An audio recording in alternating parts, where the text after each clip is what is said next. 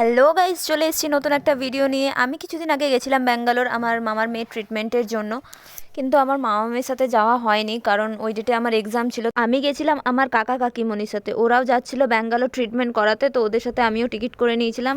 পুরো জার্নিটা তো ভিডিওর মাধ্যমে দেখানো সম্ভব নয়, তাই যতটুকু রেকর্ড করেছি সেটাই তোমাদের সাথে শেয়ার করছি। তো আমরা বাড়ি থেকে বেরিয়েছিলাম ওই ভোর 4:30 নাগাদ। তারপর আসানসোল থেকে হাওড়া, দেন হাওড়ায় আমাদের ট্রেন ছিল সকাল 11টায়।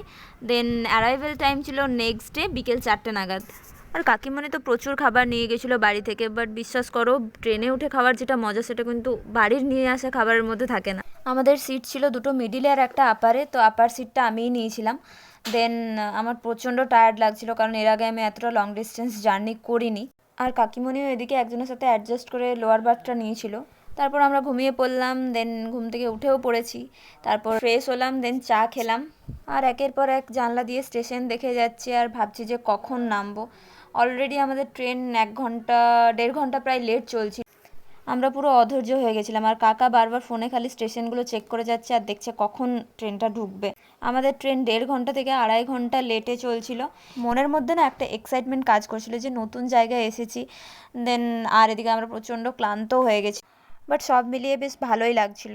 4টের জায়গায় আমরা 6:30টায় নেমেছিলাম। তো চলে এসেছি ব্যাঙ্গালোর স্টেশন, নেমে পড়েছি ট্রেন থেকে। অনেকগুলো লাগেজ ছিল আমাদের, বিশেষ করে খাবার আর জলের ব্যাগটা বেশি ভারী ছিল। তারপর অনেক বার্গেনিং করার পর একটা গাড়ি বুক করে নিয়েছিলাম, আর আমাদের স্টেশন থেকে হোটেলের ডিস্টেন্স ছিল প্রায় 25 কিলোমিটার। তো আর প্রচণ্ড জ্যাম ছিল রাস্তায়, তো আমাদের যেতে প্রায় 1.5 ঘন্টা লেগে গেছিলো। আমরা 7টার সময় গাড়িতে চেপেছিলাম আর আমরা হোটেলে ঢুকলাম ওই 8:30 9:45 নাগাদ।